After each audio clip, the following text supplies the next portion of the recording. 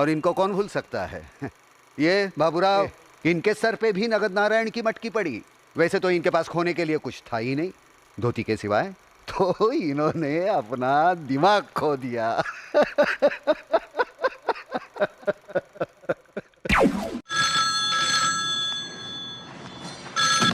Hello hello, कौन? Hello, मी बाबूराव बोलतोय.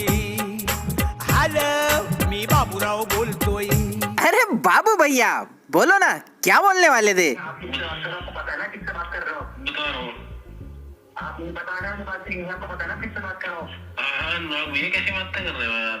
हाँ, नहीं, मैं आपको सीधे तौर पे बता रहा हूँ, बहुत मजाक में ले लो चीजें. भैया मजाक में क्या मत भैया, भैया आपको पता नहीं क्या.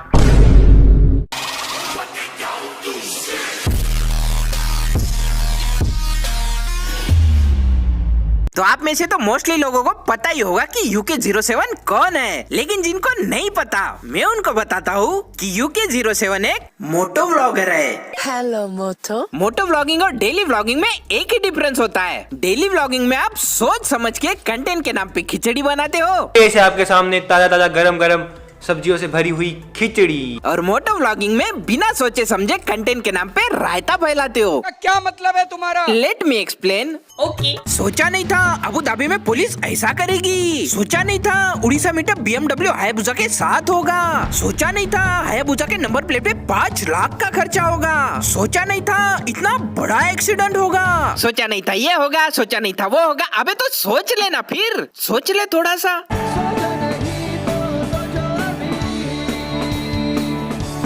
सोचा तो मैंने भी नहीं था कि MS-37 में रहने वाला बंदा UK07 को रोस्ट करेगा। आपके अपने लोग ही होते हैं जो आपकी सक्सेस से चढ़ते हैं। अपने साथ मत जोड़िए, हमको अलग है। आपको शायद पता नहीं होगा, लेकिन अपने बाबू भैया ने Guinness book of world record में अपना नाम दर्ज किया है। ये पूरी दुनिया में एकमात्र ऐसे इंसान बन चुके हैं जिनके 1756 एक्सीडेंट होने के बाद भी ये सही सलामत है। अपनी न्यू हायाबुसा का एक्सीडेंट हो गया, इको का भी एक्सीडेंट हो गया, अपनी न्यू मस्टैंग का भी एक्सीडेंट हो गया। साला बचपन में जब मेरा नुन्नू चैन में फंस गया था ना, तो मैं 4 दिन तक स्कूल नहीं गया था। और यहाँ बाबू भैया के इतने भयानक भयानक एक्सीडेंट होते रहते हैं, लेकिन बंदा है कि हर रोज वीडियो अपलोड करता है। करके दिखाएंगे। हो, इतना बड़ा एक्सीडेंट।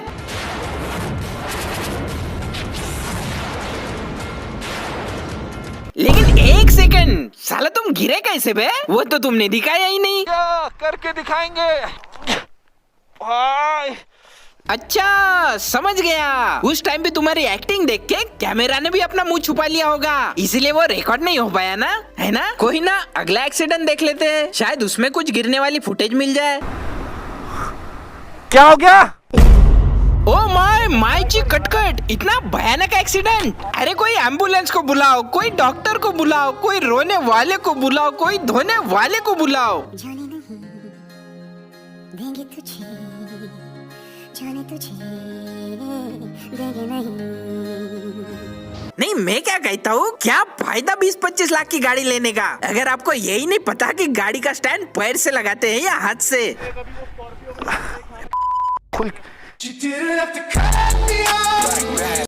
देख के तो चलाओ यार, कहाँ चला रहे हो भाई? ओह शिट, वापिस टूट गई यार, लेकिन कैसे? पता नहीं। उप्स, शायद ये वाला भी पार्ट रिकॉर्ड नहीं हुआ होगा।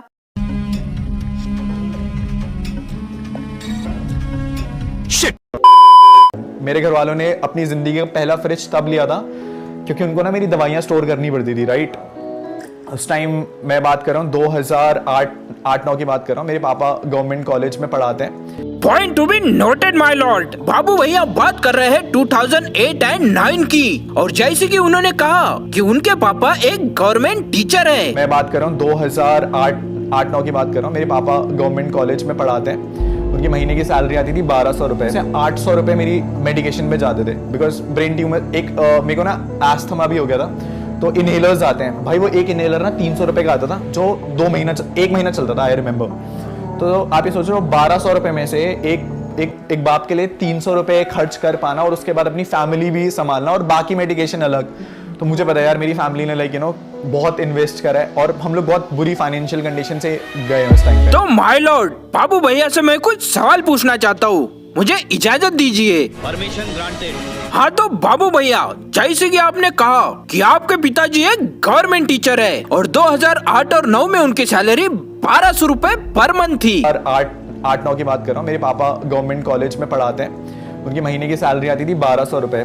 तो मेरा सवाल बाबू भैया से सिर्फ इतना ही है, इस वाले पॉडकास्ट में जाने से पहले आप माल फूक के गए थे या फिर माल ब्रो फूक के गए थे? माय लॉर्ड, 2008 और 9 के दरमियान फिफ्थ पे कमीशन ऑलरेडी चल रहा था। तो आप ही बताइए, 5वें वेतन आयोग के दरमियान कौन से गवर्नमेंट टीचर की सैलरी सिर्फ 1200 रुपए पर मंथ होती होगी? मेरे पापा गवर्नमेंट कॉलेज में पढ़ाते हैं, उनकी महीने की सैलरी आती थी 1200 रुपए। नहीं मतलब एक टाइम के लिए 12,000 रुपए पर मंथ बोलता तो मान भी लेते, लेकिन 2008-9 के टाइम पे गवर्नमेंट टीचर की सैलरी सिर्फ 1200 रुपए पर मंथ। ना, मैं तो नहीं मानूंगा। ये एक्सेप्टेबल नहीं है।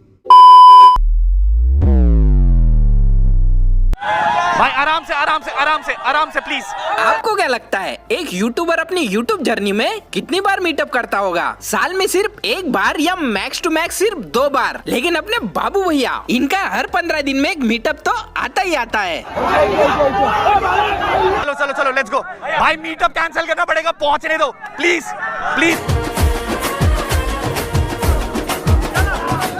नहीं मानते बाबू भैया कि आपके ब्रो से ना बहुत बड़ी है, बहुत से लोग आपको मिलने भी आते हैं, आपके मीटअप में हजारों की भीड़ लग जाती है। लेकिन मीटअप रखने से पहले परमिशन लेने की प्रोसेस होती है या नहीं? या फिर अपने इंस्टाग्राम स्टोरी में आए और बोल दिया कि आज अमुक अमुक बजे ढमुक ढमुक मॉल में मीटअप रखा है, आ जाओ। फिर क्या अपनी कट्टर ब्रो से ना तो पहुंच जाती है बिना कुछ सोचे समझे वहाँ पे। और इससे दिक्कत किसको होती है? नॉर्मल पब्लिक को और पुलिस वाले को। आवाज कर रखी तुमने यार, जो इनलाइन 4 है, इनलाइन 4 है सर। कुछ भी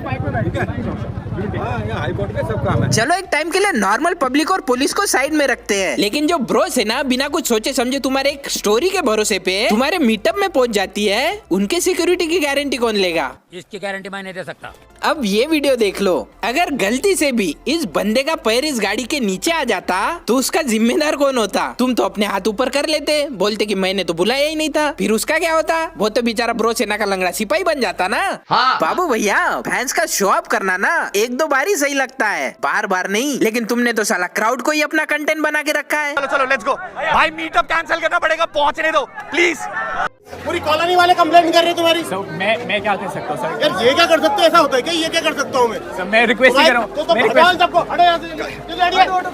तो यहाँ पे UK07 राइडर ने अपने घर पे एक मीटअप रखा था एंड उस मीटअप में बहुत ही ज्यादा भीड़ हो गई थी एंड इस भीड़ की वजह से बहुत ज्यादा ट्रैफिक भी हो गया था। तो इतनी ज्यादा भीड़ देखने के बाद उनके पड़ोसियों ने ही UK07 राइडर के खिलाफ पुलिस में कंप्लेंट कर दी। कुछ अपने रिलेटिव भी हैं जिनको हमारी सक्सेस नहीं पचती, और मैं आपको बता देता हूँ कोई दूसरा नहीं चिढ़ता, आपके अपने लोग ही होते हैं जो आपकी सक्सेस से चिढ़ते हैं। वाह, ये सही बात है। अगर तुम्हारे फैन मीट की वजह से तुम्हारे नेबर्स को तकलीफ हो रही है तो वो लोग तुमसे जलते हैं। वाह, ये कैसा लॉजिक है बे?